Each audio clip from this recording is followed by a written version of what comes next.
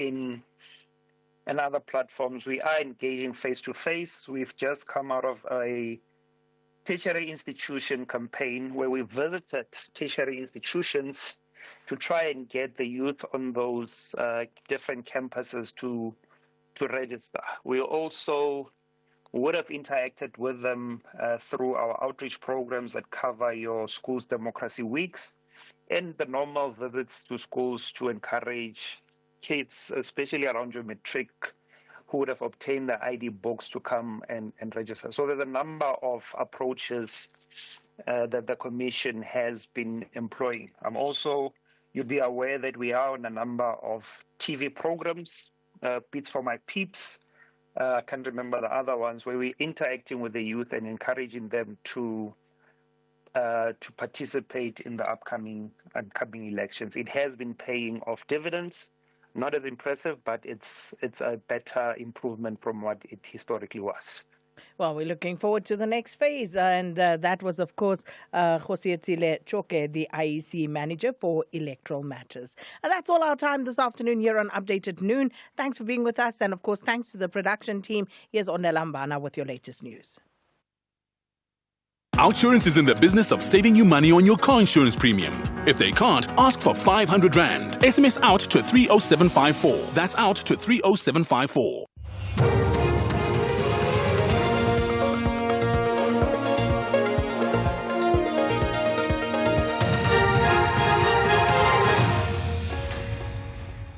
Thank you, Sakina and the team on the top stories. Fadil Adams suspended by Parliament and over 70,000 students who meet the NSFAS criteria to register. For SAfm News, I am Ondelambana and a very good day.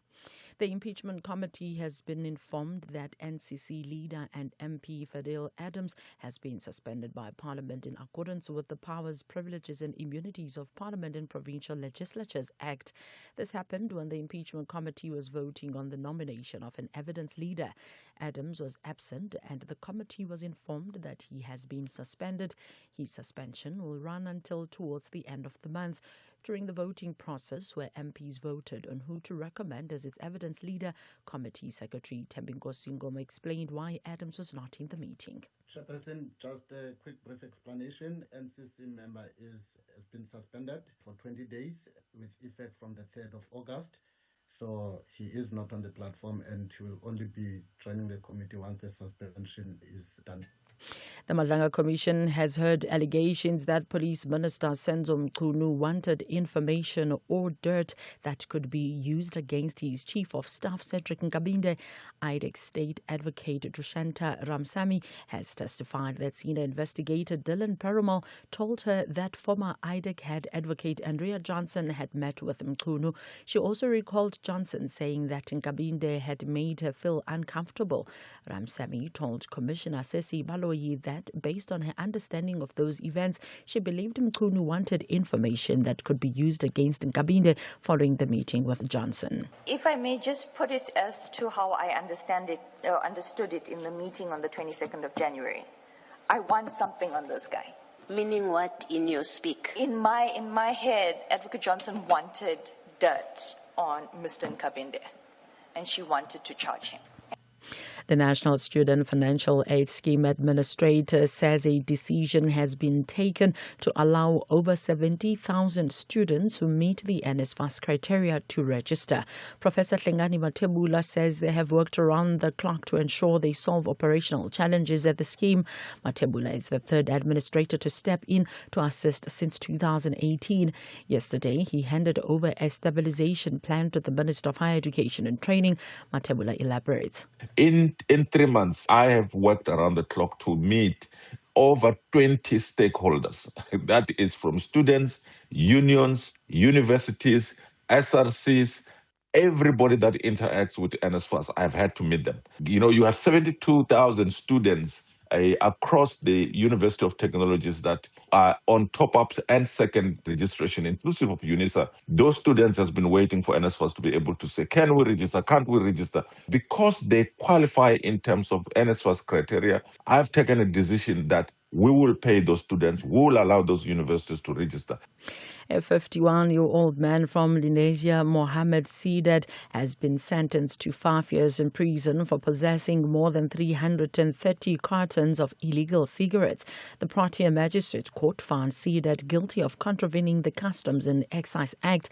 His 5-year sentence was wholly suspended for 5 years, and PA spokesperson Musam Hlongo says they welcome the sentence. Seedad was arrested in April 2024 when law enforcement officers stopped his vehicle during an Operation Chanela roadblock in Protea Glen, Soweto. The officers found 8 boxes containing 331 cartons of cigarettes worth more than 71,000 rands in custom value. The cigarettes were not declared as required under the Customs and Excise Act and subsequently forfeited to the state.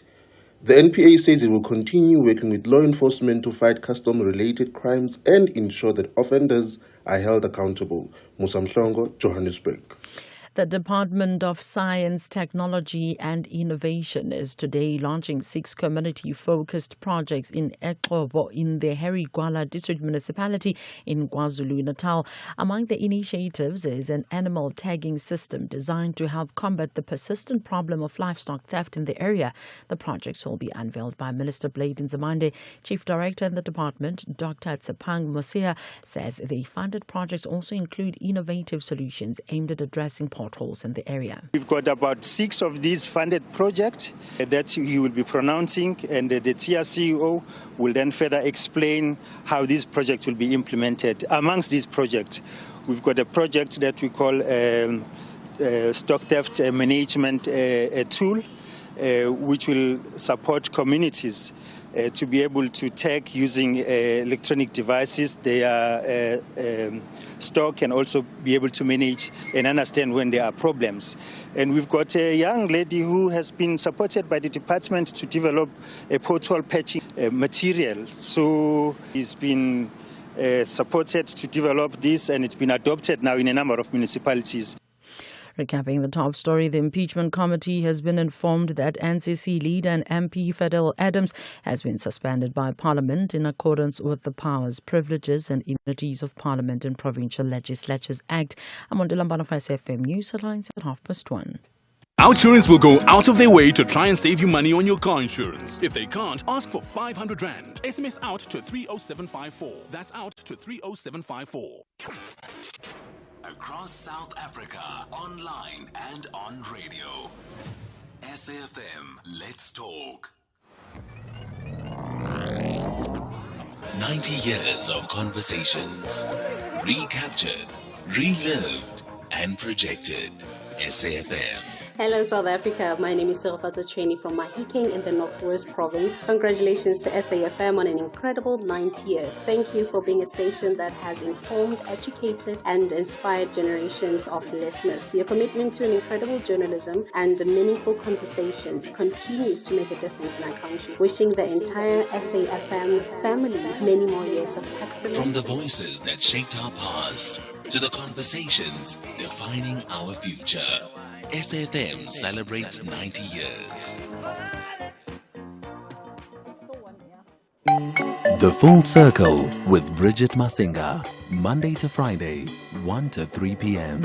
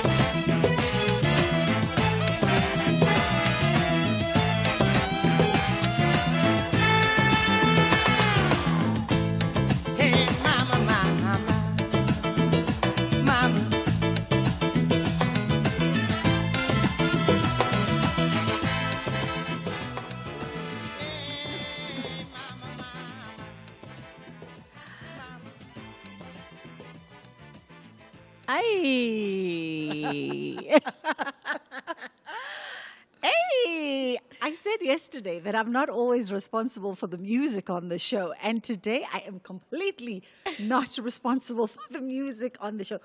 What a vibe. What a vibe. You can hear her giggling in the background.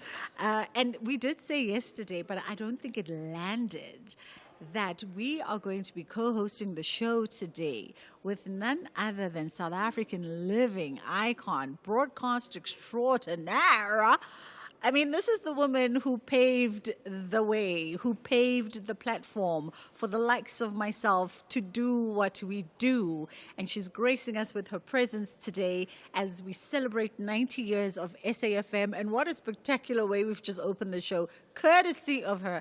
I'm talking about none other than the great, the iconic, the one, the only, Shado Twala. Stop. How are you doing, Mom Shado Twala? Thank you so much for inviting me, and I had to kind of choose that song because we're celebrating Africa Month. Yes. But we also have a bigger celebration of 90 years actually, not 60, 90 years of SAfm. And it brings back loads and loads and loads of memories for me. Mm-hmm. I mean, walking into this building, I didn't know we broadcasting from the foyer of the SABC for all to see. But it is such a beautiful surprise. And thank you so much for having me here. I mean, thank you for gracing us. Why Baba Mal? Because you've curated quite interesting music for this afternoon, and we'll play a lot of it as we go along. Mm-hmm. Why Baba Mal in this particular track? Well, I think when I was on Metro, I sort of dedicated a day every Thursday to music from the continent. So there was the Yusundos, I played the Baba Mals, the Salif Keiters, and all of that, even before I think a lot of us knew about them in the country. So when they were brought to South Africa for festivals, I ended up being the person to MC their shows because I had that kind of affinity. But the thing is also, I was trying to make us understand that we're not so different as Africans. If we listen to the music we play, but the instruments we use are also very similar but called differently. Yes. Mama Dosini, for instance, used to use Zohadi, and you can find it, and the kora and the marimbas, they're all over. So it was to celebrate that, and I thought it was appropriate for us to celebrate our birthday as SAfm. Listen to me saying our as if I but also celebrate how far we've come as African women, I love it. Well, we'll be hearing more of that Mom Shado Twala curated playlist as the full circle continues. We've got the usual suspects coming up today. We're going to touch base in a moment with Spahle Mota, who's out at day 154 at the Madlanga Commission. And then really excited about this conversation. We're going to be in conversation with Velile Sitole, who is the host of the YouTube channel Velile Lifestyle Decor TV. But she's also a music executive and music entrepreneur, amongst other things. And we're looking at rural life. Would you move back to the rural areas to start a new life? If you were given the opportunity, would you do it? 061-410-4107 is our WhatsApp line. And then, of course, on the other side of 2 o'clock, we're going to be in full conversation with Mom Shado Twala. For now, she's going to put back her radio broadcasting hat for the first hour of the show and help me steer the ship. And then after 2, we invite you to be a part of the conversation. So if you want to reflect back on your journey with her, whether it's on radio, whether it's on television, on other spaces in the creative economy that you've encountered her legacy, her contribution, feel free to share those sentiments with us on WhatsApp, 061-410-4107. A quick pause and then we come back with Spahle Mota. Important message to all social grants beneficiaries. Did you know that SASSA verifies beneficiaries monthly? Did you receive a message to have your grant reviewed or to undergo eLife certification? Do not be scared. Just comply. For the month of August, older persons grant beneficiaries will be paid on Tuesday the 4th, disability grants on Wednesday the 5th, and children's grants on Thursday the 6th.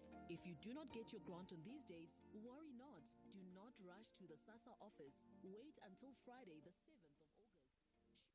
Your grant on the 7th of August, note that your grant is under review and you need to visit your nearest SASSA office in August to conduct a review or life certification. This message is brought to you by SASSA. Hashtag SASSA Cares. Before there was the SAfm You Know Today, there was the English service, there was Radio South Africa, Radio South Africa, and there was a country going through extraordinary change. Hello. Good morning, Mr. Raphael. From the darkness of apartheid. I have to inform honourable members. Through the states of emergency. Earlier, it was reported an explosion had occurred at an ESCOM. Through the release of Nelson Mandela. Comrades and fellow South Africans, I greet you all. Through the birth of a democratic South Africa. As we know, elections do not create change, they create only the opportunity for change. The conversations continued, and in 1995, a new SAfm emerged.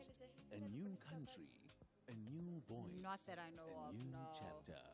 This Mandela, August, no. SAfm Political looks back party at the affiliation. journey that brought us here. No, but her own. Remember, she merged her Ahang or something. after the people, kiss with Helen. The history. Is that when it 90 fell off? years of conversation, a nation story, our shared future. SAfm turns 90 from 1 August. SAfm, the conversation continues. Also, can you ask Mpho, is he able to count us down? All right. It is the full circle with myself, Bridget Masinga, on SAfm. Spahle Mota joins us once again. Spahle, let's reflect day 154 out at the Madlanga Commission. How are you doing today? Good afternoon to you, Bridget, and to the listeners, and thank you so much for having me.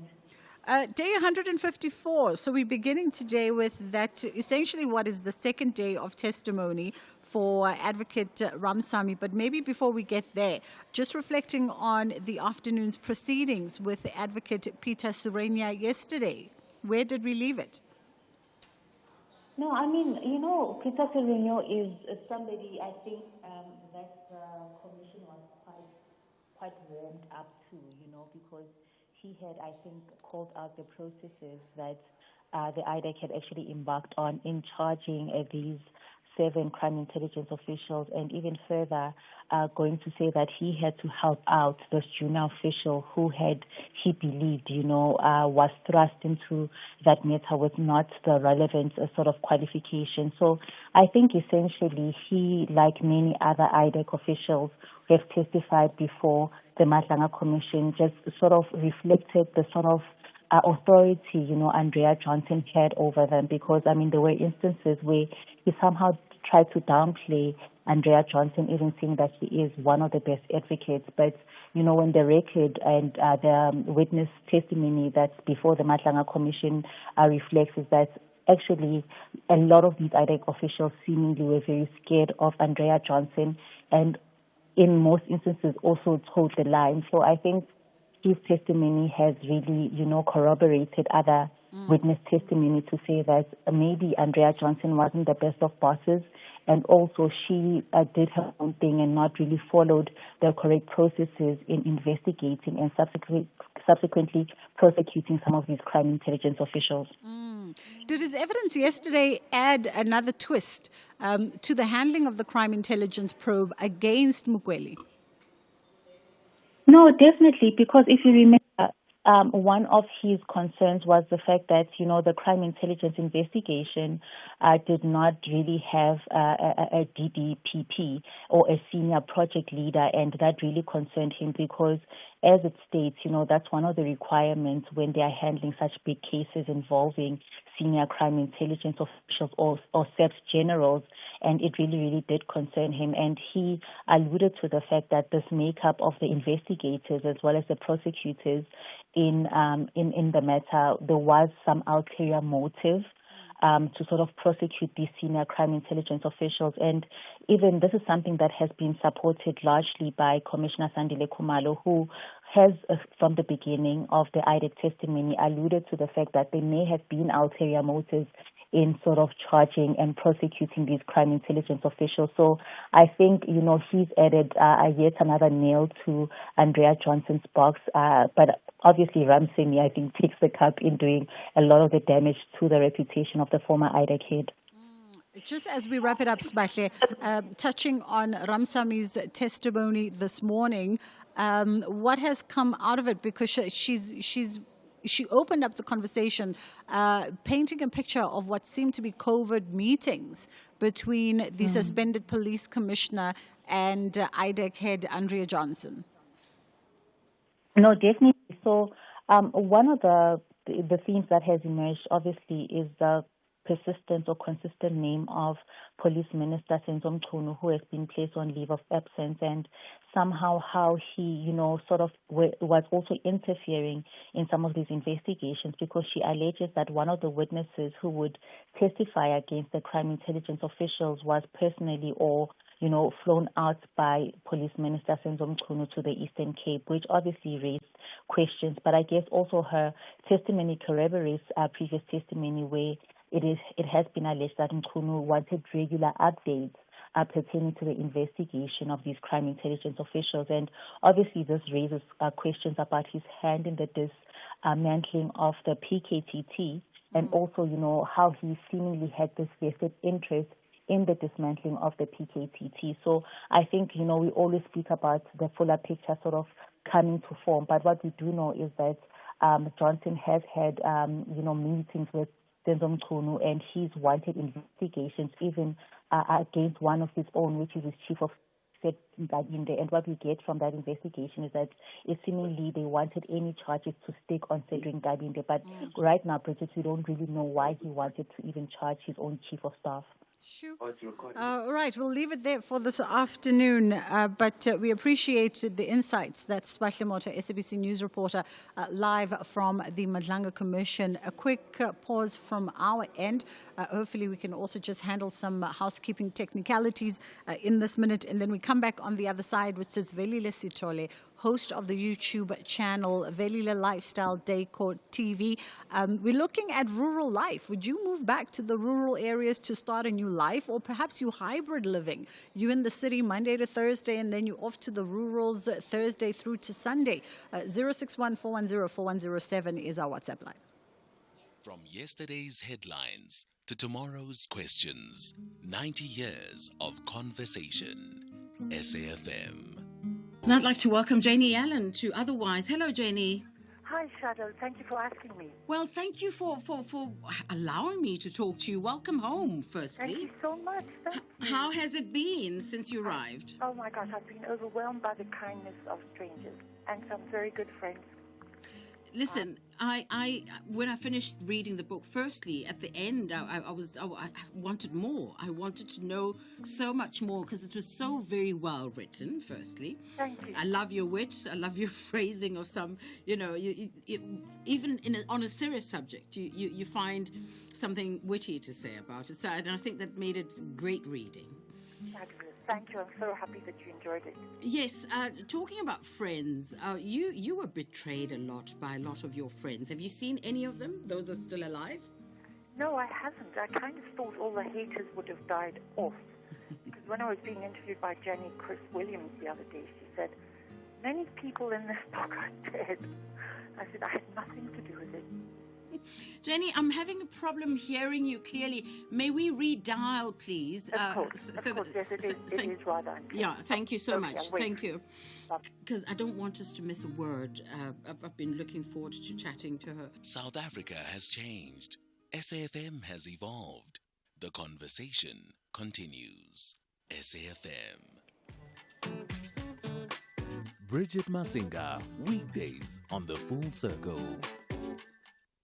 We're going to double back to reflecting on Mom Shadows and your reaction. What a shock. I didn't expect. Oh, Jenny. Oh, man. Jenny, I mean, there was a lot of controversy around her. Yeah. And I think she passed on a very lonely figure after being rejected, especially by a lot of people she trusted. And just after reading her book, I don't even think she expected me, because I'd experienced her working for my other radio, 702 at the time, because she was a constant there with her little doggy. So hearing this now, I mean, I need to find it and keep it, because it must go into my memoirs. Oh, yes. As some of the things I used to, but she was, it is such a surprise to hear my voice. I wish you guys, well, I mean, you can. If you're live streaming with us, then you can see her facial expressions. Sis Velile Sithole joins us now, host of the YouTube channel Velile Lifestyle TV, well, Lifestyle Deco TV, but also Sis Velile is a music executive, and we're talking rural living. Would you move back? Because she does this hybrid life so well between being based in Johannesburg and now in Washington in the U.S. And coming in and out into KZN. How are you doing this afternoon, Sis Velile? I am doing so well. I'm so happy to be talking to you. Happy. Oh, thank you. A happy Women's Month to you, too. I know we're catching you in between because you and Uputsipo, you'll do this hybrid life and you've been doing it for a couple of years now. Firstly, how do you handle that? Darting between South Africa and Washington, and then when you are here, you also have to split yourself between Johannesburg and KZN. It is not easy, but it's the journey we started long time ago. It started in the early 2000s. We have been doing this back and forth between Johannesburg and our rural home or homestead in KZN. So now we have added Washington, D.C. It's very strenuous, but at the same time, we always look forward for a change environment. From the big city in Washington, D.C. to Johannesburg, and then to a very calm and peaceful environment. So it's always exciting to go to or move from one place to another. And in KZN, by the way, Shado is here in the conversation. I'm just laying the groundwork in these 2 minutes before we go to the headlines. In KZN, you guys are based in Umsinga, ne? We are based in Umsinga, yes. Actually, our village has changed from Pomeroy, which was previously a name that was given to the town during the apartheid regime. Now we have influenced government to change it to Solomon Linda, a pioneer of isiXathamiya who came from our village, and nobody knew that he was the pioneer of isiXathamiya music genre way back then. Everybody thought it was Lady Smith Black Mambazo. Through research, we were able to find him, and the name of the town has been changed officially. Even if you Google it right now, you'll find that it has changed from Pomeroy to Solomon Linda. village. Wonderful. Well, we're going to take a quick pause, Sis Velile. We'll come back with Mam Shado Twala and we'll continue our conversation on the other side. Let's just take the headline news with Ondelambana.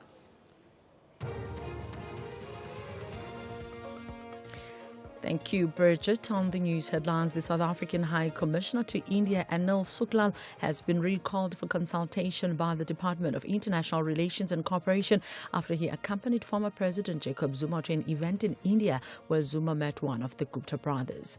The state in the Phala farm theft trial has told the Modimolle Regional Court in Limpopo that accused number 1 was allegedly involved in another farm break-in on the same night as the burglary at President Cyril Ramaphosa's Phala farm, and the impeachment committee has been informed that NCC leader and MP Shado Adams has been suspended by Parliament in accordance with the Powers, Privileges and Immunities of Parliament and Provincial Legislatures Act. A full update follows at the top of the hour.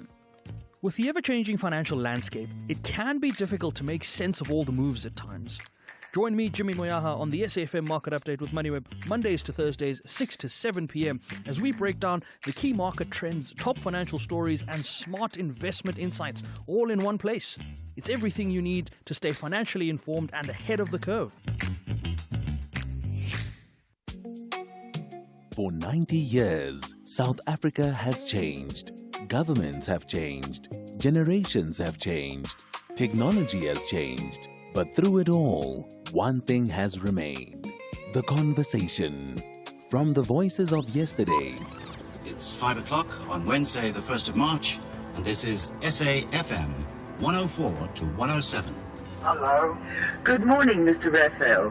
A very, very happy 100th birthday to you.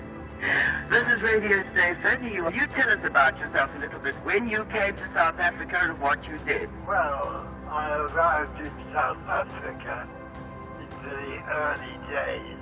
And the time just coming up to 7 minutes to 6 South African time, which is 3 hours 53 Greenwich Mean Time.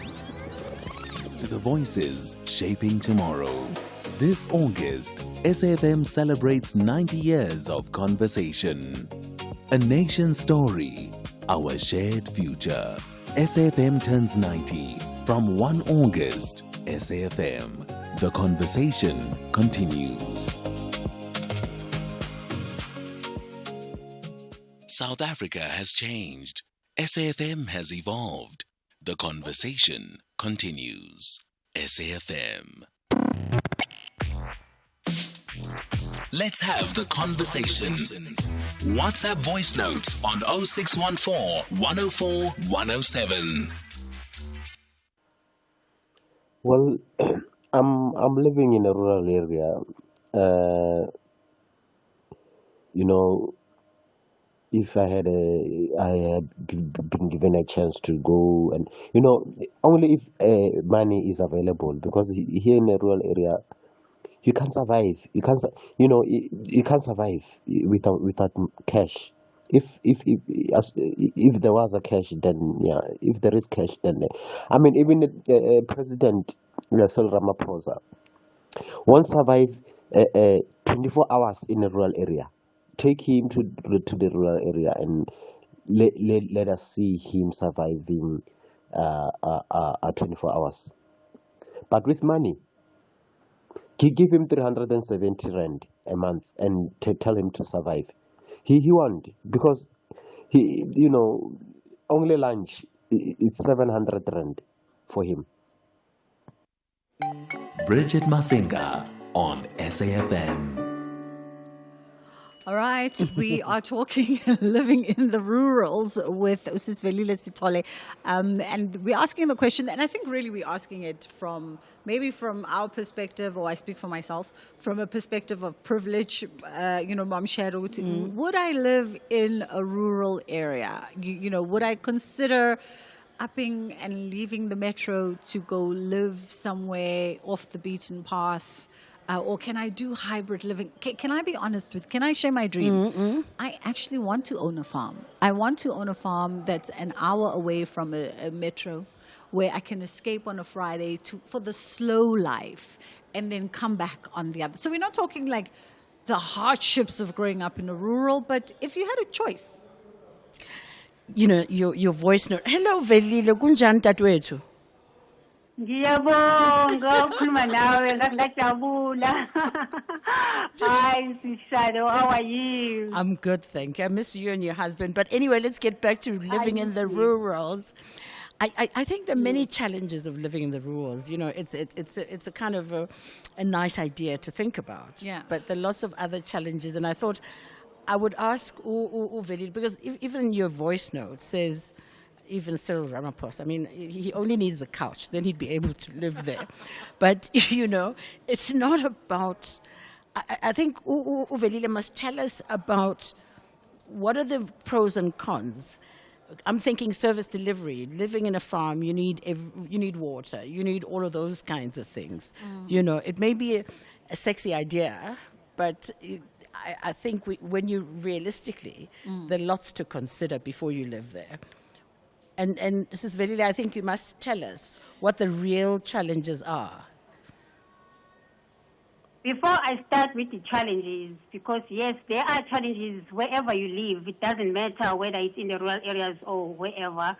I just want to say it's all in the change of mindset, especially for black people in South Africa, in Africa for that matter, because what we have in the rural areas is ancestral land.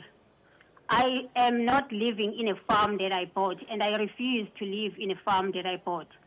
While we have our ancestral, we are all in the cities because we are migrant laborers who came here to work in the cities. Our forefathers came to work in the cities. If you trace your ancestral lineage, it will take you back to the rural area somewhere if you are in South African, right?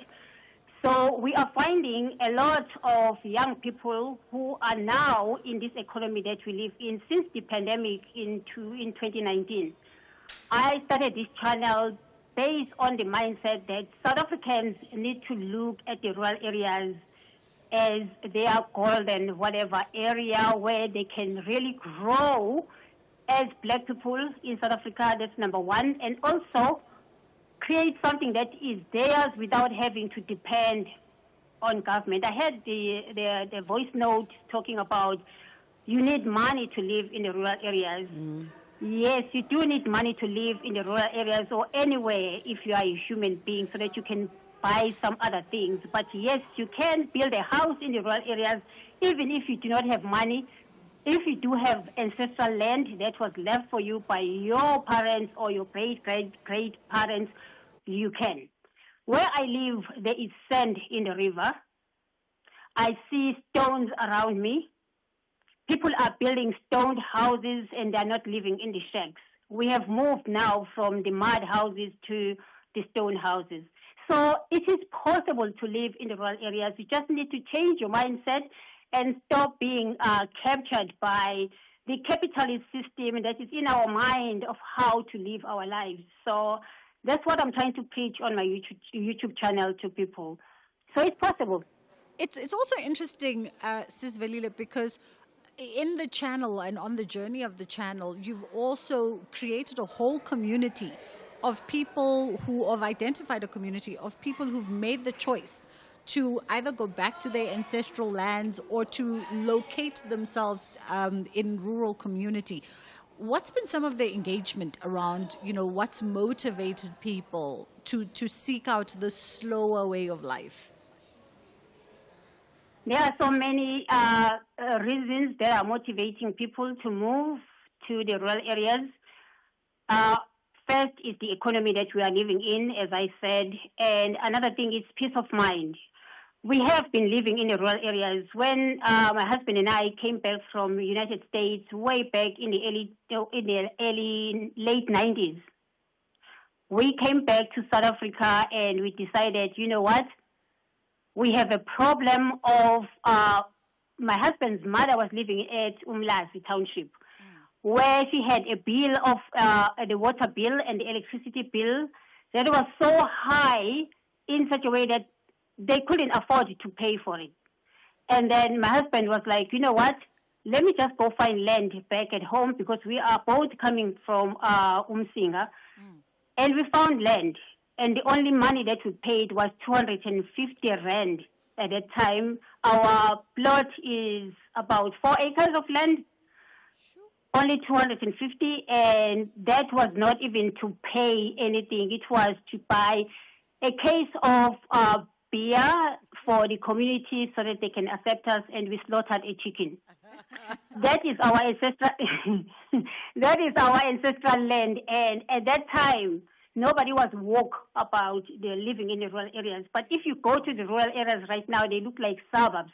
If you go to Mbumbulu, you go to Adams Mission.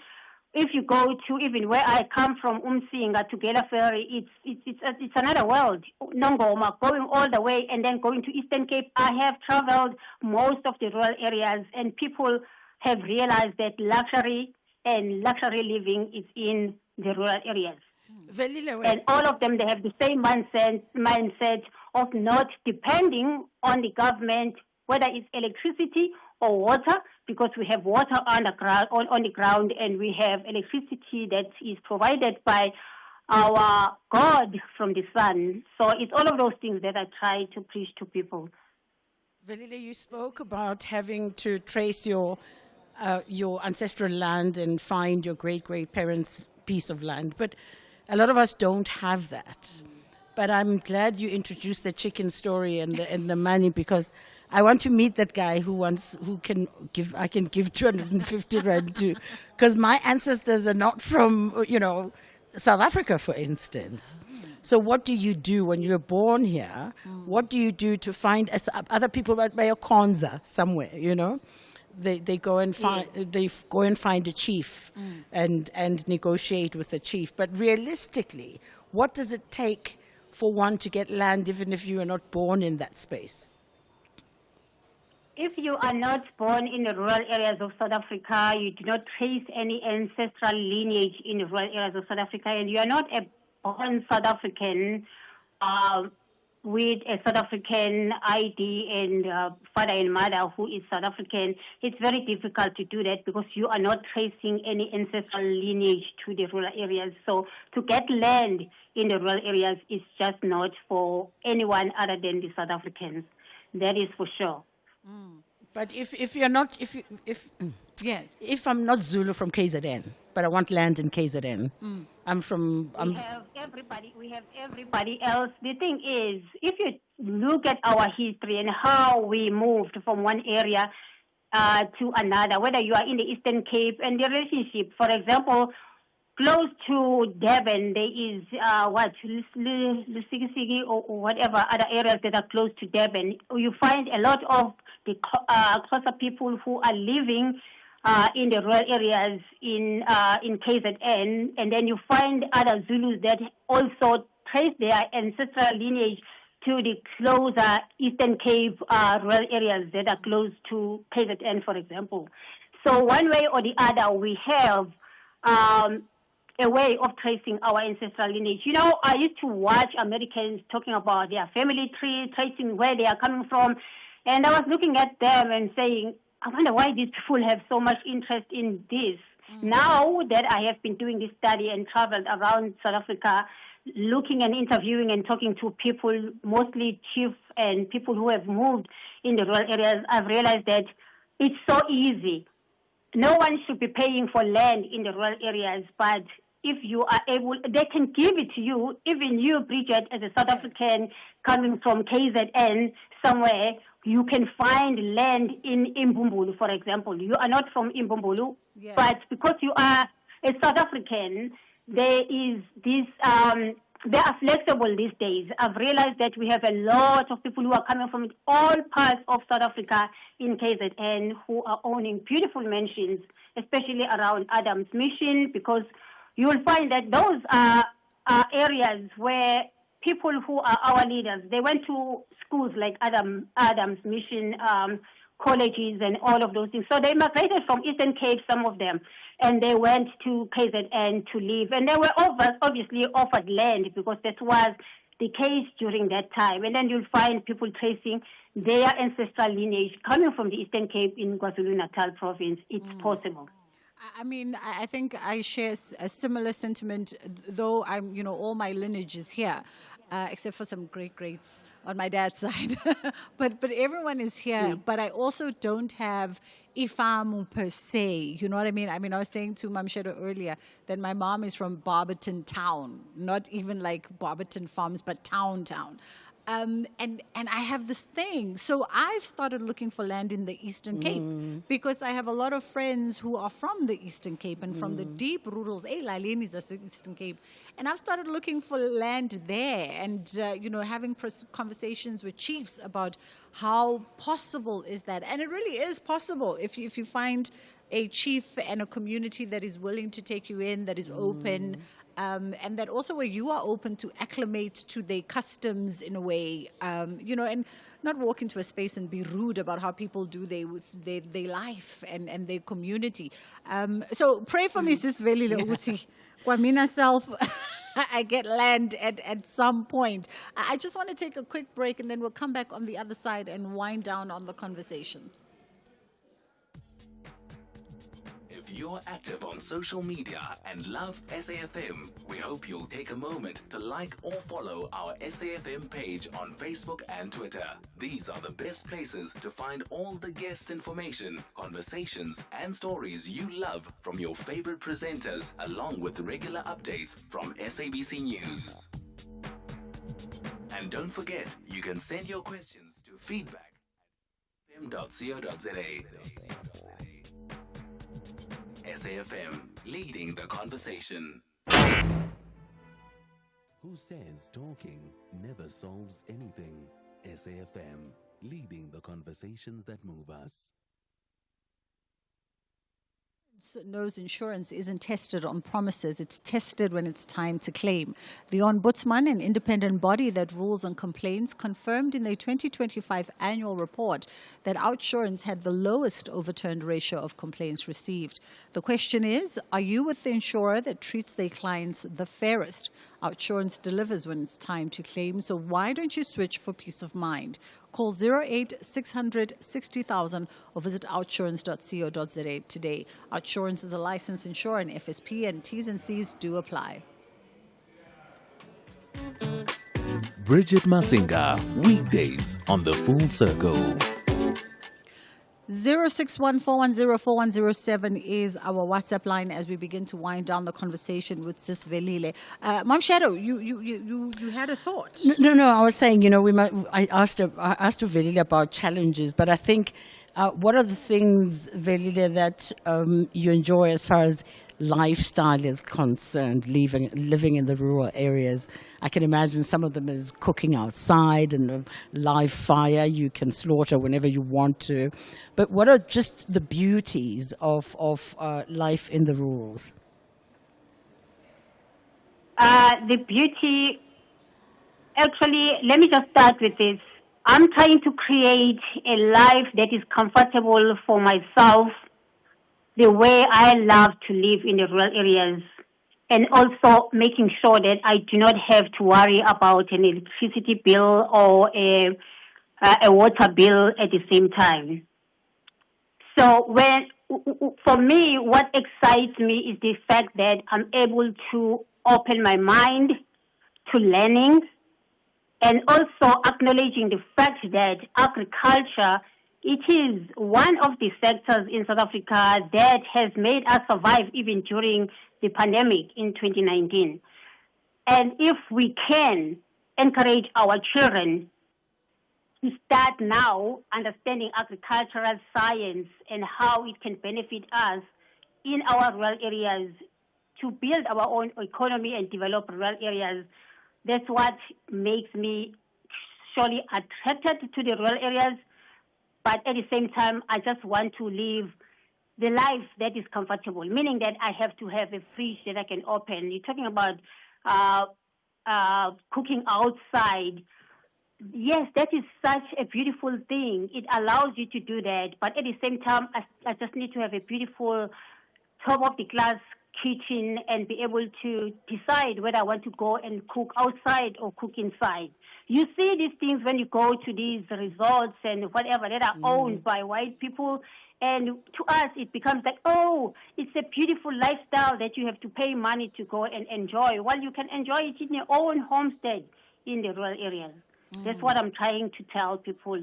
Life is all about what you create for yourself. If you come to my house, you are not going to be cooking outside. You are going to be enjoying a beautiful life that I enjoy here in Johannesburg. But I have built it steadily but slowly. Okay. And I am trying to go completely off-grid. Still my invitation in the next email that you send out so that we can come and enjoy it with you. And also understand that it does not require too much money to be able to do that. Yes, to buy a cow and a goat for the start, it requires money. But also it requires you to be in, it's the change of mindset. People need to be hard workers. People in the rural areas, they work hard. Putting a stone on top of sand to build a house for yourself and your children. It's what we need to go back to instead of building shacks. Yeah. We were building through mud houses way back then, and people were able to live a comfortable life. During summer, it's so nice and cool, and during winter, it's so nice and warm. True story, true Melina, story. we have to leave it there for this afternoon, but we'll definitely pop by with Mom Shado and can visit you there in Most Msinga. definitely, you have to. We Thank know you have a guys. fabulous mansion there in the rurals. That was Sisvelile Sithole. You can see her lifestyle, by the way, via her Didn't have YouTube money, channel. but I built it. Velile Lifestyle Deco TV. She's emphasizing I didn't have money, but I built it. I know that we have just a quick WhatsApp, around rural living, and then we'll come back on the other side and chat with Oskido quickly around Oskido's big day out. Good afternoon, SAfm. Bridget, hey, you got my dream. You got my dream. It's my dream, that one. But fortunately enough, me, I grew up in the farm. Okay, I've been long in the cities and so on and so on. But at the end of the day, my mind is back. I don't want to go to the farm to work for somebody. I want to own my own farm. That is the life that I dream, really. I like the farm too much. I grew up there, I saw everything, and then my dream is just to have money to go back to the farm and do it myself, really.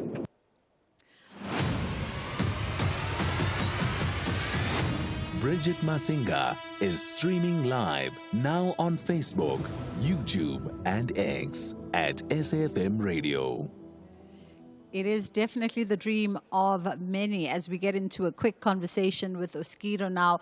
Yet another iconic artist, producer, and music entrepreneur. It is Oskido's big day out, and it's set to come back this November. You definitely don't want to miss it. Oskido, how are you doing? How are you, Bridget? I'm fantastic. Well, listen, Are you good? I'm good. Before we get any further, I've got Shado Twala co-hosting with me today because it's SAfm's 90th anniversary.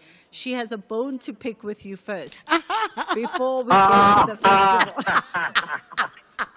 My sister. No, Oskido, I want to... Congratulations during the people. You've got the big kamanga. Thank you so much, my sister. Coming from you, blessings. Well done for representing, yes. Thank you so much, man. Thank you so much, man. Well, listen, the iconic one in the house. The two iconic ones, Oskido and Mom Shado. We're going to have you in studio a little bit later on in the next coming weeks to talk about, the order of Inkamanga and everything else in between. But Mom Shado said you owe her a phone call, but you'll sidebar about that later. Maskulume about Oskido's big day out. Let's talk about the festival because it is coming back again this year, and it's set to come back in November in a big way. Yes. Yeah, because This is our third year doing it, and the idea was for me. I got with a couple of friends to say that we need to tell our story where we started. It's special around about 1994 when we were naughty boys. Shado knows they were very naughty.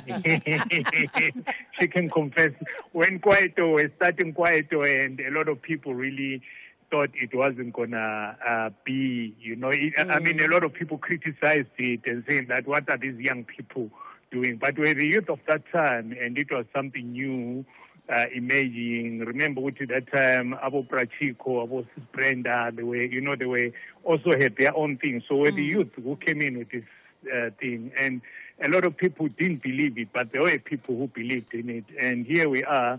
So therefore, Big Day Out, we are really celebrating that journey, because now it's like 31 years later or so, and here it has really grown to be, this thing which has really helped a lot of young people, economic hub, helping artists and all that stuff. So therefore, it's a celebration of that, where we take you, the timeline of when we celebrated the release of Utatu Nelson Mandela, when the youth of that time created their own thing called Kwaito up to now. Yeah, and this year you are also incorporating the duo.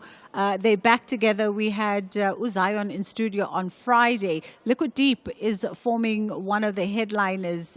So beautiful to also welcome them back into that space, because I think they came at a time when they bridged the generation between what you were doing in house music with Vinny and all those guys to sort of leading house music into a new younger generation and a new era. Yes. Yeah, we've got them on the lineup. It was good for me to see that they are back together. Remember, I think the image around about 2002, this is about maybe 22 or 23 years ago. And then after that, they decided to take a break. And they are back now in the scene, and therefore decided to include them on the lineup. So they're going to be part of that, What else are we looking forward to? I mean, this is the tantalizer, because tickets are going on sale, or they're available already, Oskido, and you know that your tickets sell out quick fast. Yeah, I think also I'm excited that I've finally convinced my partner, Bruce Dobsivito. Remember, we had an outfit called Brothers of Peace, BOP. Yes. And he's also decided and say, hey, my man, legends can't retire, so let me come back on the scene. So we've also got BOP coming in. I've already announced the godfather of Kwaito, Mdu. He's going to be part of it. So we're still building the lineup. So far we've got Liquid Deep, the return of BOP, Brothers of Peace, and also the godfather of Kwaito, Mdu. So, yeah. I need to know. We're going to have lots of artists.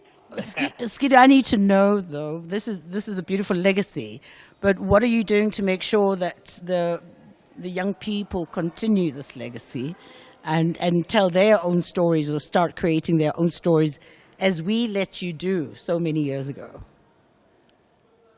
Yeah, that's why we are really, because it is very important for people to understand, even the younger generation, where we come from. As this festival which I'm doing is not only about Kwaito. That's why also we bring in the younger generation to also consume the music and understand where we come from. Because the danger which we have is that most of the young people were fed with this American culture, which they thought it was important. But the good thing is that now they are starting to embrace what is ours. So therefore, this is what this festival is all about, where we're giving you the timeline for the, after 1994, when we all were the youth of that time singing, saying that we are tired of these political things. Now we've got freedom. So from there, if you can see, Kwaito gave what is called now the firstborn of Kwaito, the younger generation, Amapiano. They are part of this. So we're also embracing everyone to come in and enjoy. And they are also part of the lineup. Okay. Wonderful. Sounds good.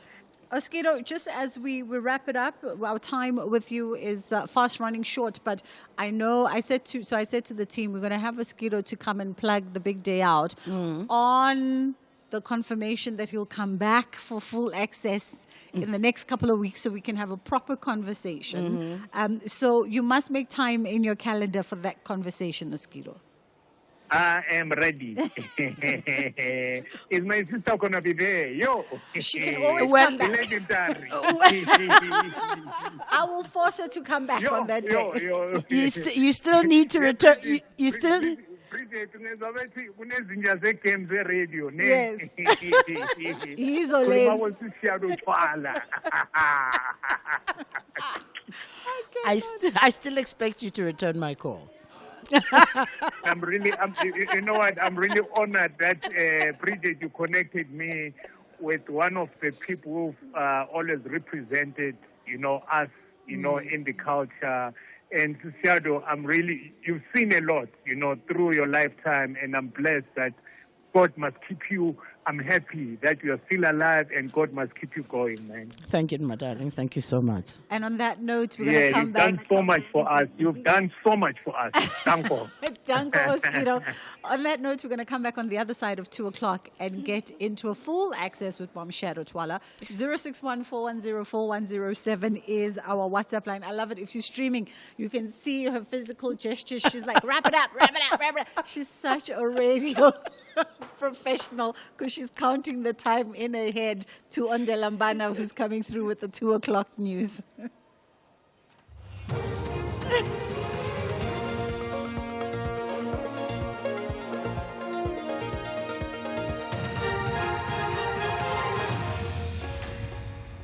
Thank you, Bridget. On the top stories, South African Commissioner to India Anil Suklal has been recalled and South Korea issues a heat warning for Seoul. For SAfm News, I'm Ondelambana and a very good day.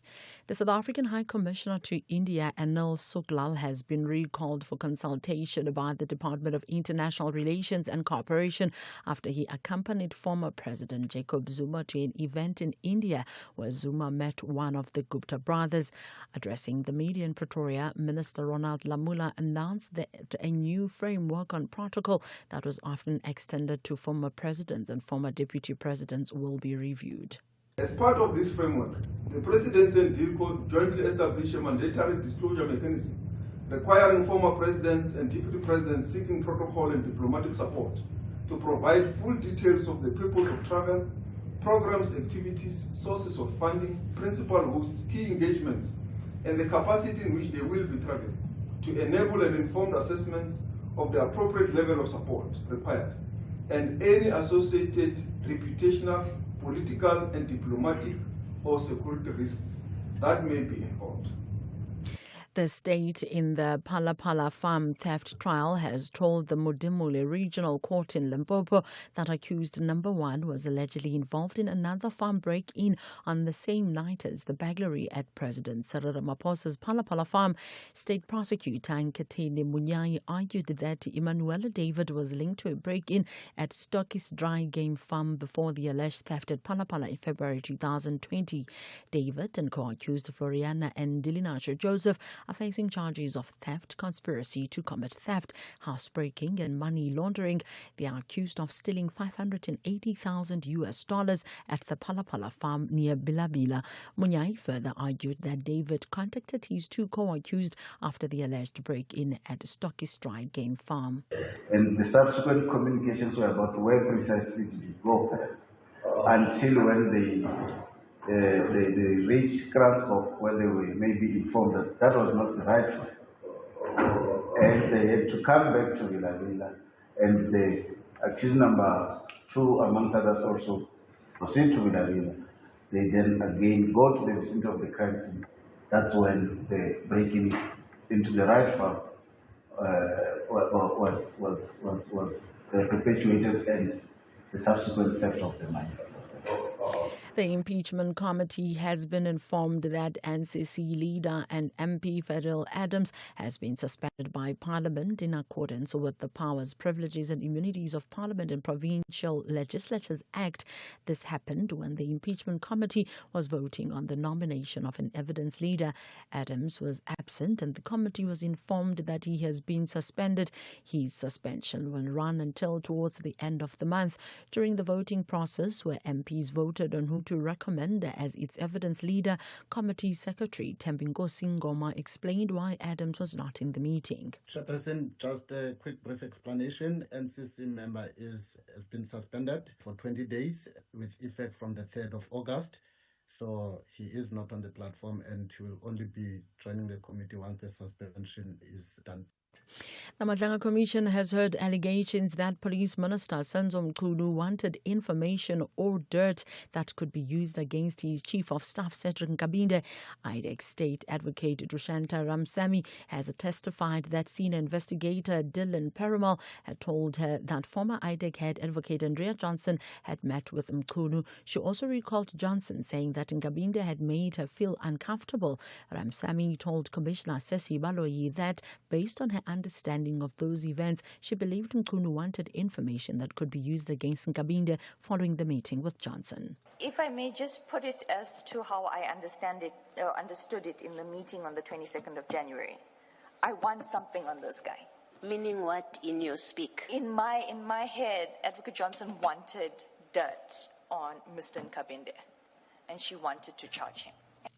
South Korea has issued its most severe heat warning in Seoul for the first time ever. Meteorologists say a double heat dome is to blame for a heat wave that has brought a temperature of 35 Celsius combined with high humidity to the capital. The BBC's Jake Kwan is in Seoul. It's hard to overstate just how unusual this is. It's almost surreal for someone in South Korea to see the numbers 40 when they look at forecasts. But that has been the temperature in the southern region for the past week. The southern city of Yangsan had reached a high temperature of 42.5 degrees Celsius, which is the highest ever on the record since South Korea has started modern record keeping. The capital, Seoul City, for the first time is having its severe heat warning. This is the highest heat warning in South Korea's system. This is when the temperature hovers above 35 degrees Celsius for at least 2 days. It feels like 38 degrees Celsius here. Recapping the top story, the South African High Commissioner to India, Anil Suklal, has been recalled for consultation by the Department of International Relations and Cooperation after he accompanied former President Jacob Zuma to an event in India where Zuma met one of the Gupta brothers. I'm Ondilambana for SAfm News Headlines at 2:30. If we have rights, shouldn't we also have opinions? SAfm, leading the conversations that move us. Clientele is here to safeguard you and your family with compassion because life happens. Be part of a family that truly cares. Our funeral dignity plans have helped South Africans bury their loved ones with dignity for more than 30 years. Let us help you create a meaningful tribute that honors your life and those of your loved ones. We pay out within 24 hours and you will get double accident cover with a clientele funeral plan. Our plans are affordable. Pick the option that suits your needs. Easy to apply, no medical examinations and no paperwork. SMS SAFM to 48031. That's 48031. Clientele Life is an authorized FSP and licensed life insurer. T's and C's online. Standard rates apply. Pedestrians, winter days are shorter. That means more walking in the dark.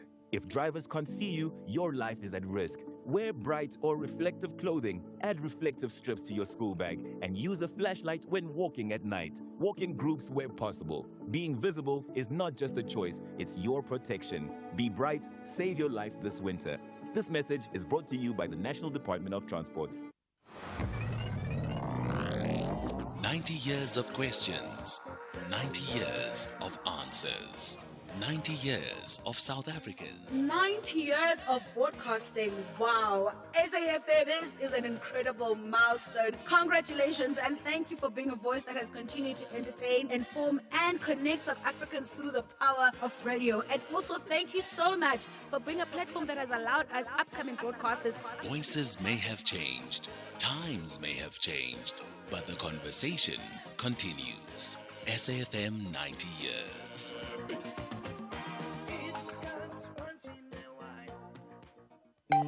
The Full Circle with Bridget Masinga, Monday to Friday, 1 to 3 p.m.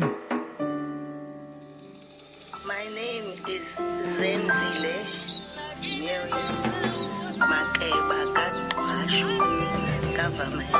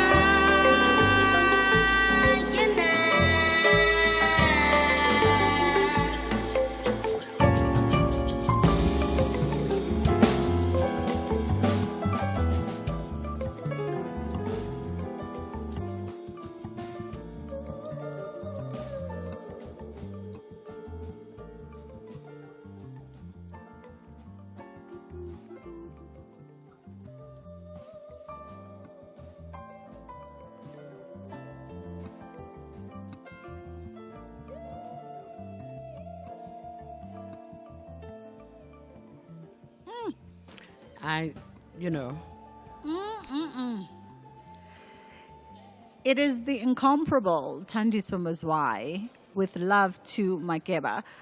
What a beautiful way to begin this second. Look at you. Okay, tell me more. No, I that's what Thandiswa does to me. It just takes me to places because whenever she's so unpredictable and yet very predictable in her delivery of everything she does.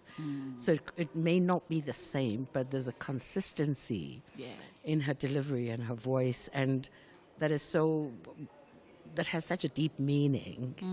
And it's when you get that speaks to your soul in many ways. And Thandiswa is so good at it. She really is. Over the years, she's been very consistent. And here she is now, Love Letter to Makeba. And it really brings us back to Women's Month. And I just thought we could pay tribute through Thandiswa, pay tribute to Makeba right now, you know. And there's a beautiful link to, and I don't think these girls have been honored enough. When I call them girls, Makeba was a girl as well.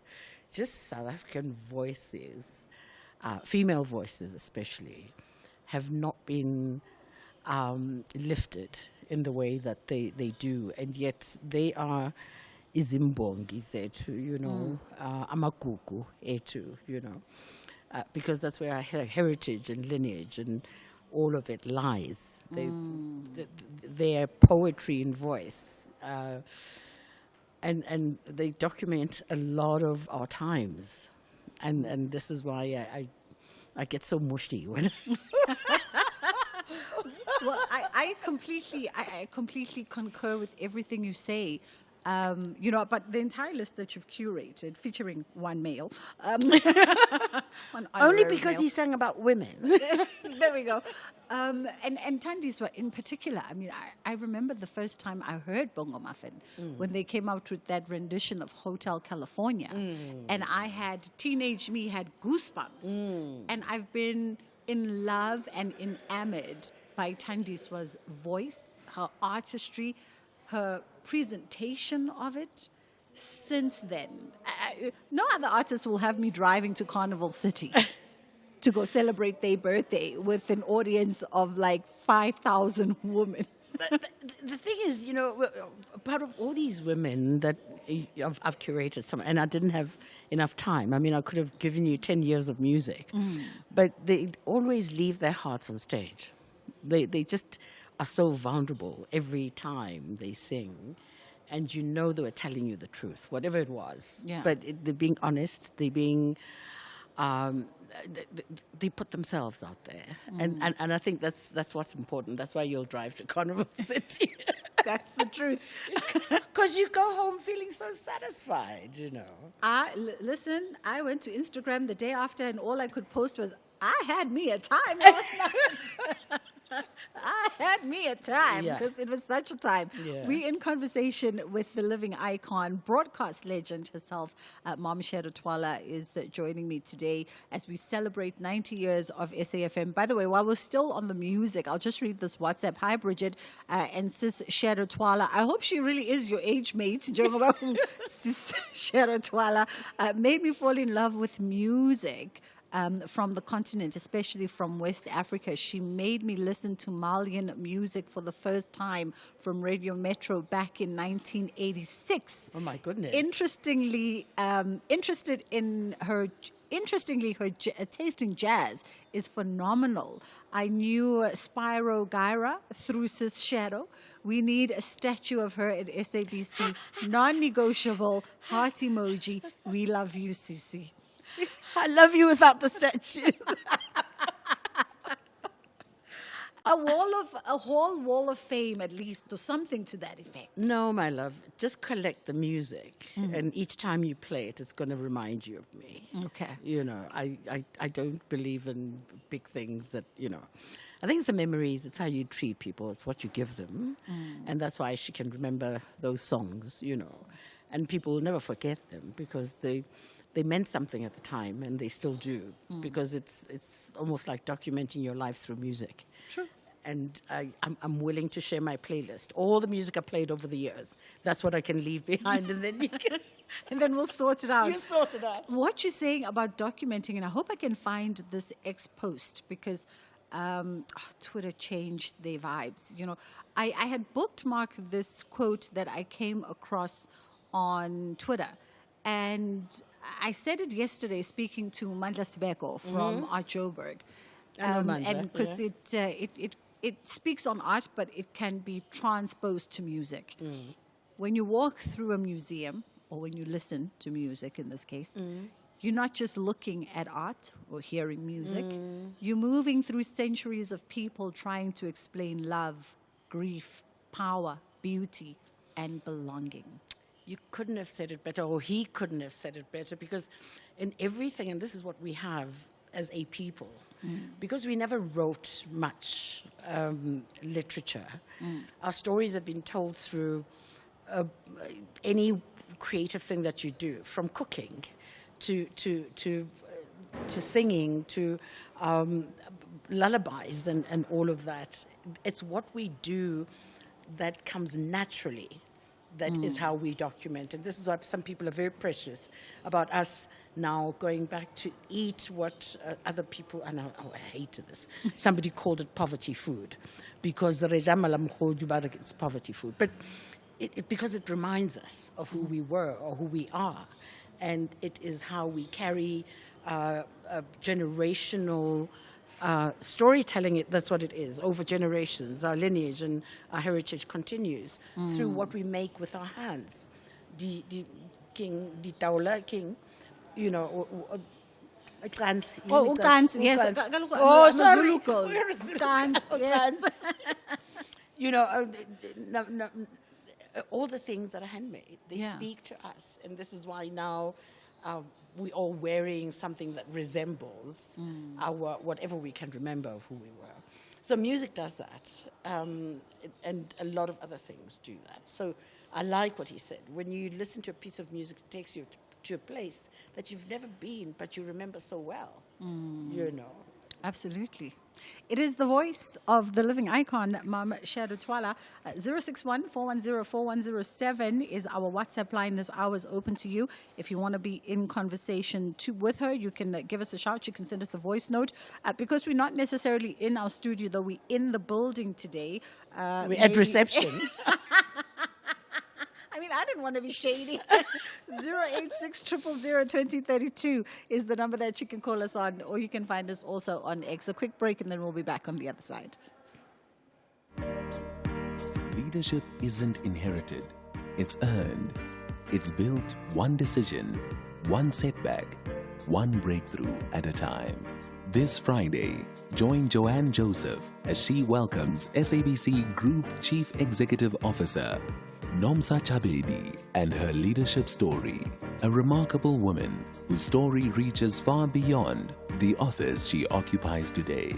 Hear about the moments that shaped her, the people who inspired her, the challenges that tested her, and the vision that continues to guide her. One extraordinary conversation, the Daily Discourse, Friday, 9 a.m. until midday, only on SAFM. Celebrating 90 years of conversations that move us.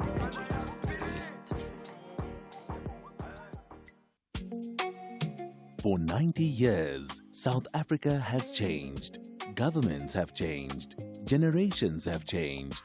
Technology has changed. But through it all, one thing has remained: the conversation. From the voices of yesterday. This morning to me, well, it took 8 attempts, but the Big Easy finally did it. South Africa's Ernie Els finally recorded his first win. And it's just a month and a half until the start of the World Summit in Johannesburg. Now, most people are aware of the summit's goals. The other thing that I wanted to mention is the fact that she has really paid a very big price for taking up music. Because what happened is that she left her daughter, one and only daughter. You're listening to SAFM 104 to 107, and it's time for our music documentary series, The Music Makers. What is it all about? To the voices shaping tomorrow. This August, SAFM celebrates 90 years of conversation. A nation's story, our shared future. SAFM turns 90 from 1 August. SAFM. The conversation continues.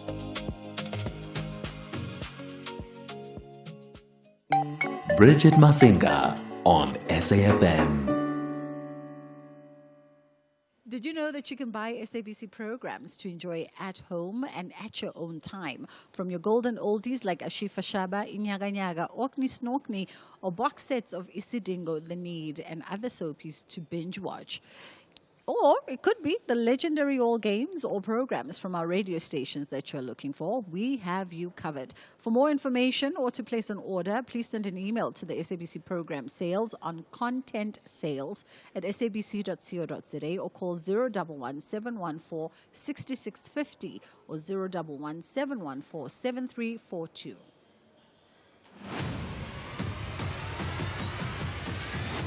Bridget Masinga is streaming live now on Facebook, YouTube, and X at SAFM Radio.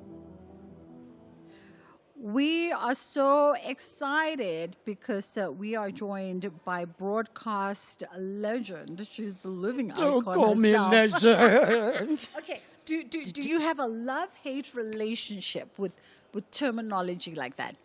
I do, because I think it's just a buzzword that's half the people that say legend don't know what legend is. Okay. It's just a thing that I think people want to praise you somehow, and it's because it's used so often.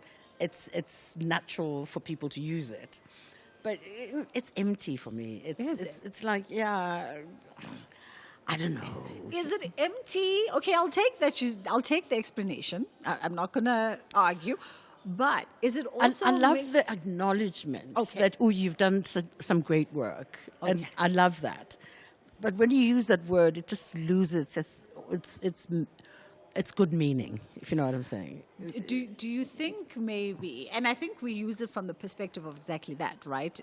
You've done not some good work, you've done incredible work. And I appreciate that. And you've charted a path that I think was not visible for generations before you, for a black woman in broadcasting to come through on commercial radio, commercial television, and bulldoze these spaces. Right? You've created a whole lineage of myself. And I stand on other people's shoulders, by the way. You do. Abu Mamweni from Radio Zulu, you know. Women have been there. The fact that they were not on television, because there was no television. You know, there was no commercial radio. That's why they weren't there. But there are lots of women that were doing the work within their spaces. In newspapers, they were writing stories with storytelling and poetry in their own little ways were doing this. So I didn't come out of a vacuum. The other women whose shoulders I stood on. And I think that's the work we have to do. For instance, somebody asked me, we were talking about 30 years of democracy. Yeah. And I said, what have we done as women broadcasters over 30 years? Yes, we did the first black radio station broadcasting in English as Metro in 1986, but we had no agenda. There was no woman's agenda that, okay, this is a role you're going to play. Remember, we were selling nappies, we were selling foodstuffs, you know, those were the commercials. Those were the talk shows we were allowed to have. How to mix baby's bottle, you know, and those kinds of things. We weren't allowed to deal with real issues. And not that we needed permission, but it was not in your place to do that. No one took you seriously. And if you gave it to Tim Moody, he said, oh, yeah, he can deal with the politics, you know. And it's not Tim's fault either. It's just that's how things were. So what was the agenda if we had one? And it's difficult to pinpoint how we found the space and what it became through us. But you almost feel like we could have done better. There were issues that, especially female and women's issues, GBV, for instance, that has always been there. It's just that we're reporting it more today. And we knew it was there, but we were not talking about it, you know? So there's a lot of things that, yes, we shifted, you know, but I don't know if we shifted enough. But maybe there was nothing to shift. I don't know. So it's that kind of thing. When people say, oh, you did a lot. With what? I mean, knowing more now, yes. Yes. I think I could have done better if I knew what I know now.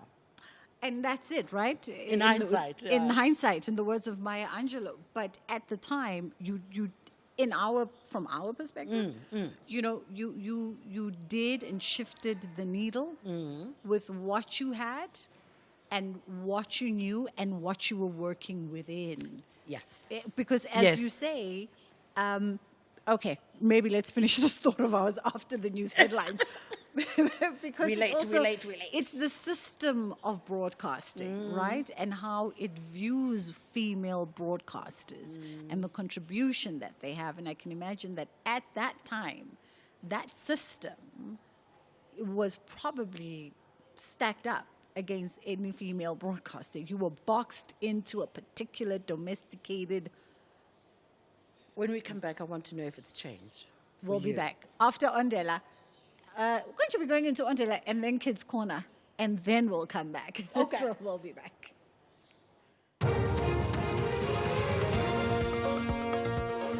Thank you, Bridget. On the news headlines, the Madlanga Commission has heard allegations that former investigative directorate against corruption head advocate Andrea Johnson had planned to set up suspended National Police Commissioner Fani Masemula so that he could be charged with perjury later. Gauteng applications for Grade 1 and Grade 8 for the 2027 academic year are now officially open. The month-long application period opened at 8 a.m. today and will close at midnight on the 4th of next month. And the South African High Commissioner to India, Anil Suklal, has been recalled for consultation by the Department of International Relations and Cooperation after he accompanied former President Jacob Zuma to an event in India where Zuma met one of the Gupta brothers. A full update follows at the top of the hour. Bridget Masinga, weekdays on The Full Circle. This program is brought to you by SABC Education. And if you miss any of our programs, you can catch up anytime on the SABC Plus app or on the SABC Plus website, www.sabcplus.com. Brought to you by SABC Education. Enriching minds, enriching lives.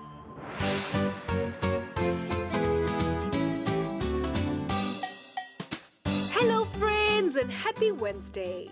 Welcome to another exciting episode of Kids Corner on SAfm. Today we're talking about keeping our fingernails and toenails clean and healthy. How often do you trim your fingernails and toenails? Why do you think it's important to keep your nails short and clean? What can get trapped under your long or dirty nails? Who usually helps you cut your nails at home? And how does keeping your nails clean help you stay healthy? Alright friends, let's hear from some of our friends while you share your answers with the people next to you. Good day, ladies and gentlemen. My name is Maya and my surname is Makele. I am located in the school of Bixton Primary School. I trim my finger and toenails once a month or twice. I think it's important to keep your nails and short and clean because it's going to keep your personal hygiene clean and no germs going to stay in your finger. My mom usually helps me cut my nails at home, but sometimes I cut it on my own. It keeps you away from germs and makes sure that you stay clean and personal hygiene, and when you die healthy. Thank you for the time. Bye, my lovely. Greetings. My name is Praise Ziba. Today I'll be talking about the importance of keeping your nails clean. I trim my nails and toenails about every 2 weeks, and I think it is important to keep my nails short and clean so that I don't spread bacteria and germs do not build up in between them. Dirt and germs as well as bacteria can get trapped in that little space in between your skin and your nails. And at home, my mom usually helps me cut my nails most of the times, especially my toenails, so that I don't get hurt or clip a bit of my skin off. And keeping my nails clean helps me stay healthy because I'm less likely to get sick or stomach aches. Thank you. Hi, my name is Tando Mapike. I'm 11 years old and I go to Nova Primary School. I normally trim my fingernails or toenails once a week, but if I don't really need to trim them once a week, I do it once a month. I think it's important to keep your nails short and clean because due to the bacteria and the dirtiness that could be stuck in our nails, and you never know if it can affect us or not. Things that can get tight under short, dirty nails is mainly food, like dirt if you go outside and play and stuff like that. I help myself cut my nails at home because I think I'm not mature enough to do things by myself. Keeping your nails clean and healthy helps me stay healthy because it's not only about my body. I shouldn't keep my nails clean. I need to keep my nails clean constantly. Let's say I go play outside without shoes. I need to go and wash my feet because you never know when I'm playing outside without shoes. There might be little tiny red dirt that can affect me and my health. So it can also help me by generally help me being active and stuff like that. Thank you, bye. Greetings to everyone. My name is Nisasa and my name is Pepe. I am in grade 6B. I'm 11 years old. I'm in Brixton Primary School. I often trim my fingernails and toenails once per week. I think it is important to keep our nails short and clean because also that germs and dirt do not get trapped underneath our nails. I think the things that can get trapped under long or dirty nails can be germs. The person who usually cuts or helps me cut my nails at home is my mom. Keeping our nails clean can help us to get healthy and not get sick. Thank you for listening. Hope you enjoy the rest of your day. Hi everyone, my name is Zelanda Mzobe. I am 12 years old. Yes, I do often trim my fingernails and toenails.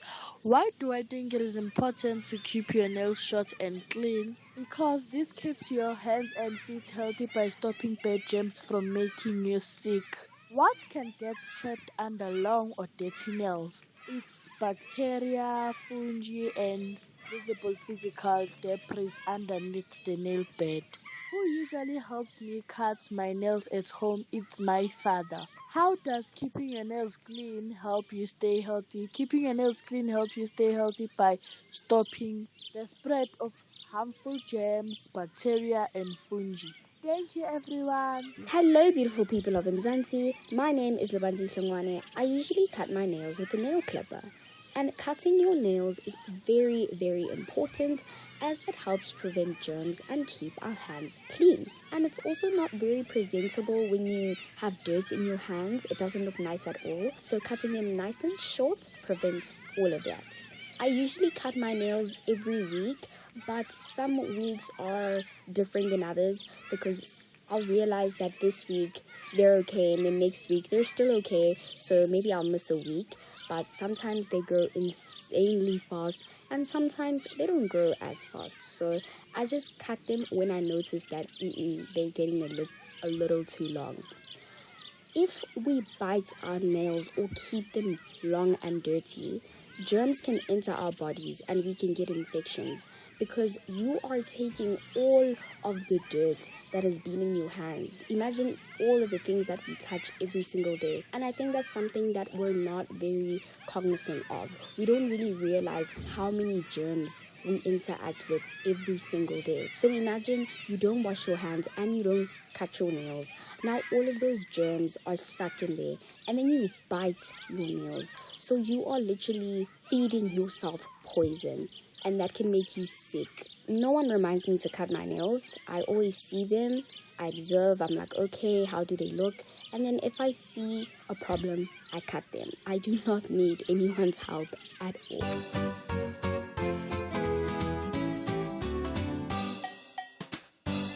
Thank you, friends. It's always great to hear from you. And to our friends listening, I hope you shared your answers with the people next to you. Taking care of our nails is an important part of keeping our bodies clean and healthy. Our fingernails and toenails should be trimmed regularly, usually once a week or whenever they become too long. Short, clean nails help us stay neat and make it easier to keep our hands clean. When our nails become long, they can collect dirt, germs, bacteria, and even tiny bits of food underneath them. If we put our fingers in our mouth or eat without washing our hands properly, those germs can enter our bodies and make us sick. Long nails can also break easily or scratch ourselves or others while we're playing. Washing our hands with soap and cleaning under our nails removes germs that cause illnesses. Clean nails also help prevent infections and keep our hands looking neat and healthy. At home, many children have a parent, guardian, or another trusted adult to help them trim their nails safely. At home, many children have a parent, guardian, or another trusted adult who helps them trim their nails safely. If you're old enough to cut your own nails, always do so carefully and ask an adult to help if you're unsure. Never play with nail clippers or scissors, as they can be dangerous if not used properly. Looking after our nails is just as important as brushing our teeth, bathing, and washing our hands. These healthy habits work together to keep our bodies clean and healthy. Friends, we should remember that clean hands begin with clean nails. By trimming our nails regularly, washing our hands with soap, and keeping our nails free from dirt, we protect ourselves and the people around us from germs. Small healthy habits like taking care of our nails make a big difference in helping us stay healthy, happy, and ready to learn and play every day. That's it for today, friends. See you next time.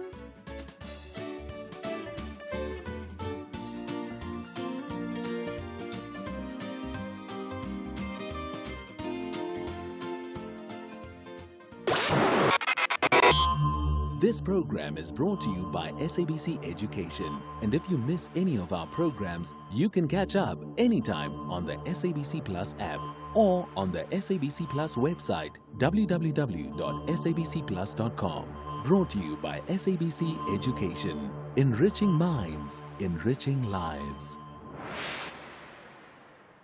Running a small business means every rand counts. Thanks to My Way Business Insurance, I save up to 20% on my insurance premiums every month for my bakkies and tools of trade. Now, I get to save some extra cash for my business and focus on giving my clients world-class service. Switch to My Way Business Insurance and save up to 20% on your bakkies and tools of trade. Real businesses, real savings. Call us on 0860 646464 for a quote today. My Way is a licensed non-life insurer and FSP. Standard rates and T's and C's apply. Durban is ready. Southern Africa is coming together. This August, South Africa proudly hosts the 46th SADC Summit in Durban, bringing together leaders united by a shared vision of regional cooperation, industrialization, economic integration, and sustainable development. When we work as one, trade flourishes, investment grows, jobs are created, and families enjoy opportunities. The 46th SADC Summit, one region, one people, one vision, shared prosperity. Looking for exclusive content, live events, and special broadcasts like the Madlanga Commission? Then connect to the all-new SAfm Connect stream. The Madlanga Commission, live and uninterrupted from 9:30 Monday to Friday. SAfm Connect brings you more of the conversations that matter. Listen anytime, anywhere by visiting connect.safm.co.za or stream directly on SABC Plus at sabc-plus.com. SAfm Connect. More conversations, more access. There's much more coming.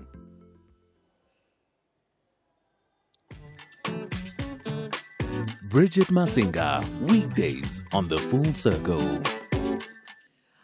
The problem with being in conversation with people that you hold in high regard and who have lived a life filled with chapters and experiences is that there's so much to talk about and there's so little time. Tell me, I know all about that. Mam Shado, okay, so before we went on the break, by the way, if you're wondering, we are with Mam Shado Twala today. Broadcasting with us. She's been here the entire show as we celebrate 90 years of SAfm. It's 90 years of conversation, a nation's story, and of course our shared future. And we're reflecting on your time as a broadcaster, female broadcaster back in the day. And as we were exiting, you were about to ask a very important question, which I think the answer to may or may not surprise you. Tell me. You were about to ask if anything has changed, because Yes. we're talking about Yes. the system of broadcasting and how it perceives and positions broadcasters who are female.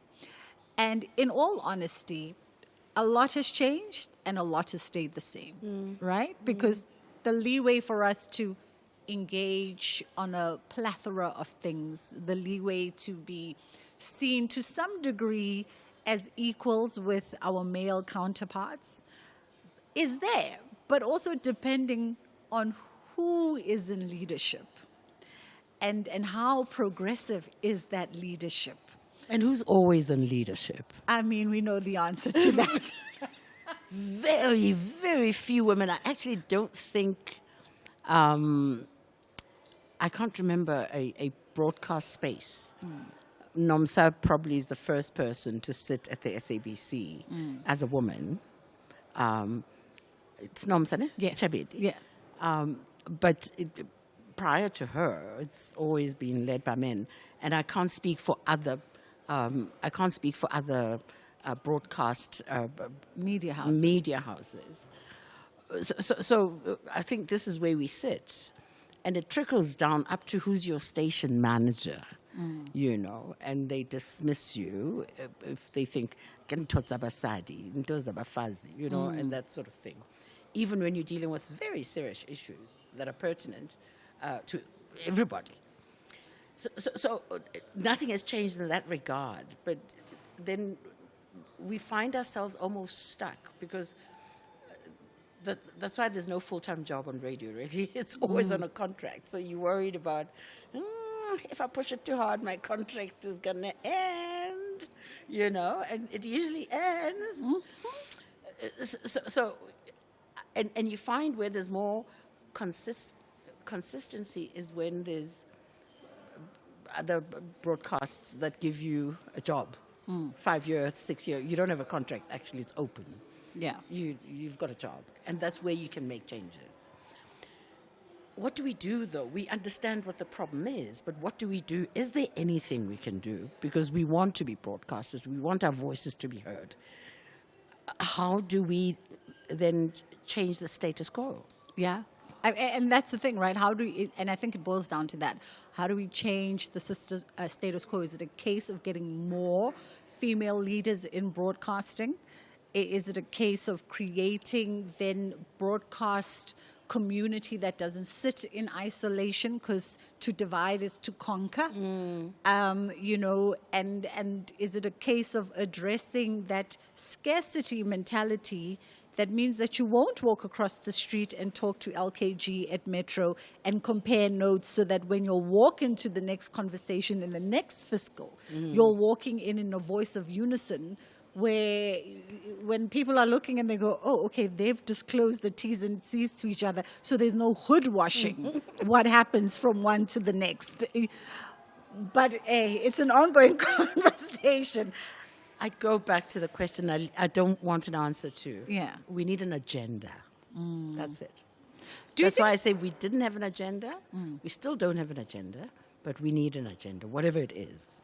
Broadly, do you think we have a feminine agenda? Because I feel like on Women's Month every year, we convene a panel of female creatives from the business sector, you know, those who practice in the spaces, in the various spaces. And that's always the crux of the conversation is, what is the uniformed female agenda and how are we collectively coming together to push it forward? I say it shouldn't be uniformed.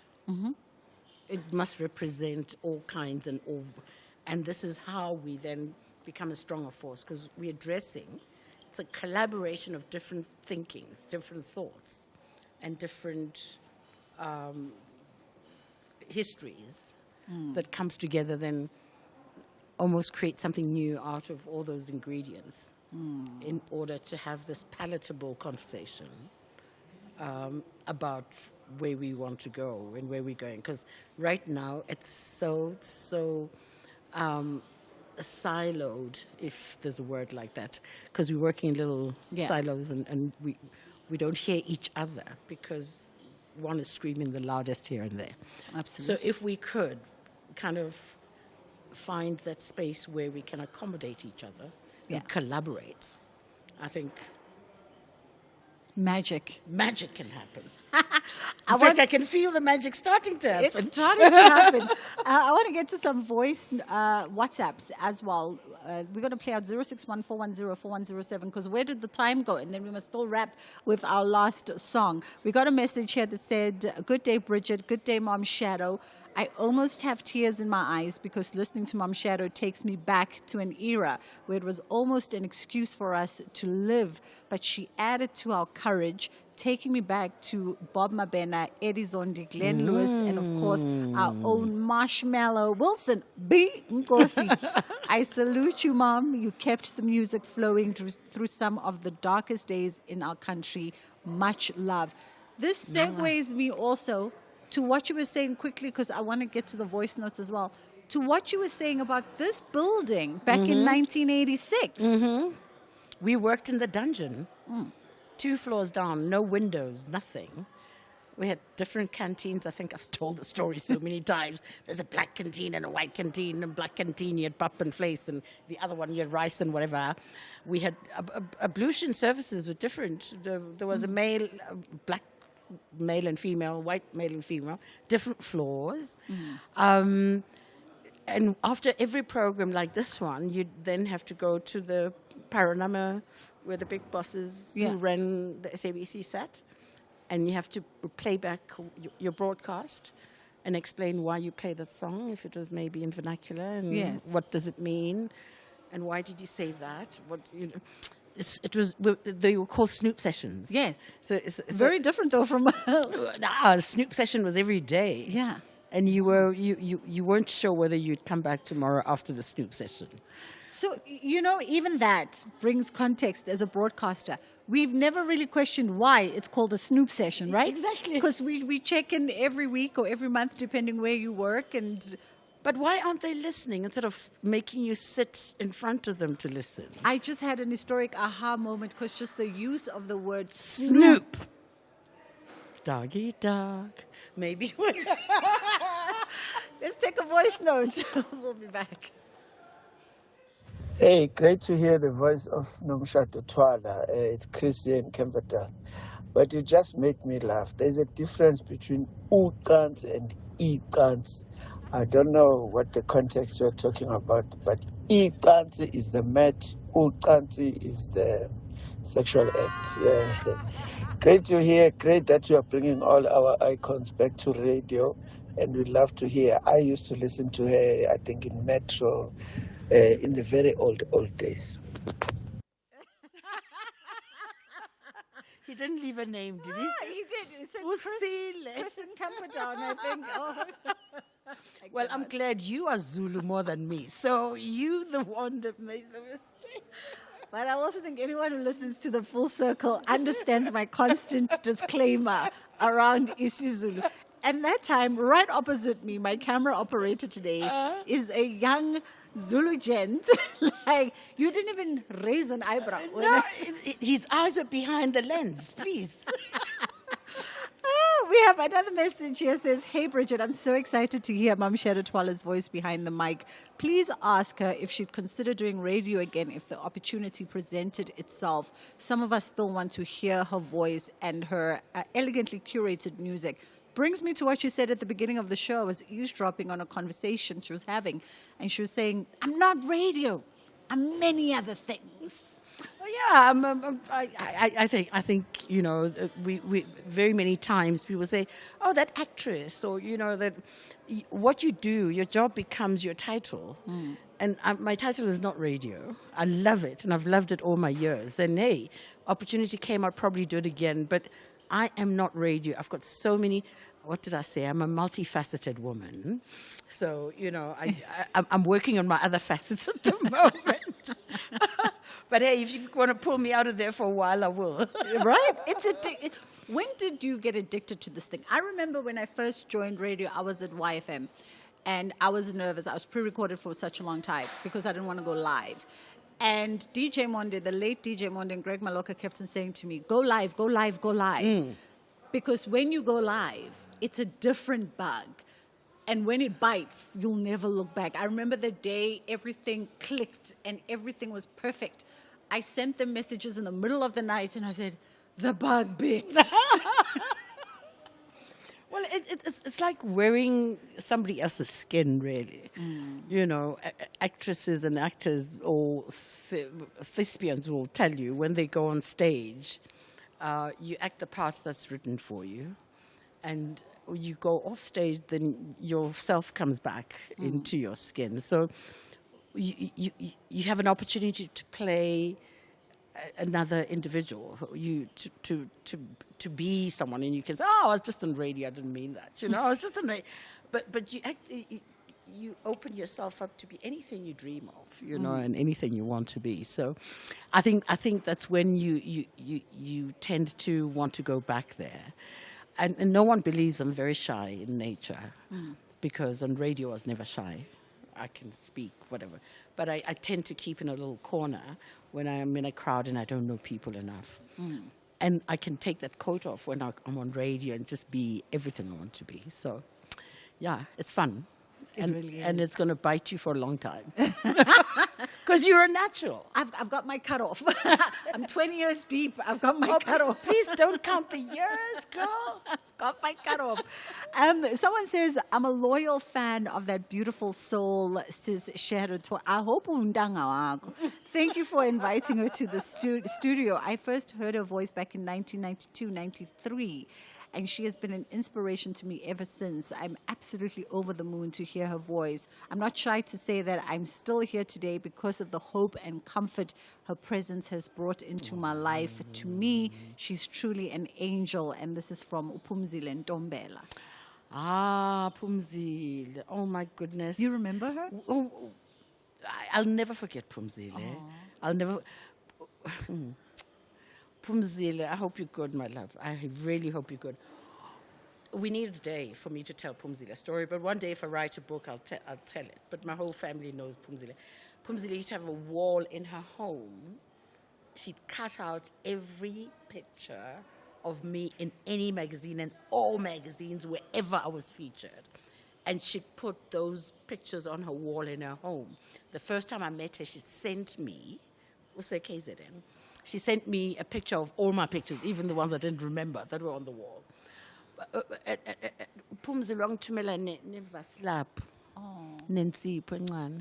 I'll never forget that. I cried, actually, because I knew she'd waited a long time and possibly couldn't afford it at the time to send me those little things that she sent me. So Pumzile, love you, girl. Love you. Well, that's a beautiful note for us to wrap it up on, because we want to get to your song. I'll let you have the last bite, 30 seconds, as we get into Sibongile Khumalo and Tando's Groove. Listen, I honor these women whose music, it's a pity we didn't play all of it, but I honor them. And I'll find other ways of making sure. I'll keep on sending you their music to play, if you allow me. But thank you very much for having me. And congratulations to SAfm for 90 beautiful years. And I know they're going to be here for much longer time. And you are doing an amazing job. Thank you, Mom Shado Twala. That's where we leave it today. It's been an honor. It's been a privilege sitting at your feet. Sibongile Khumalo, Tando's Groove. Inshallah, God willing, we do it again.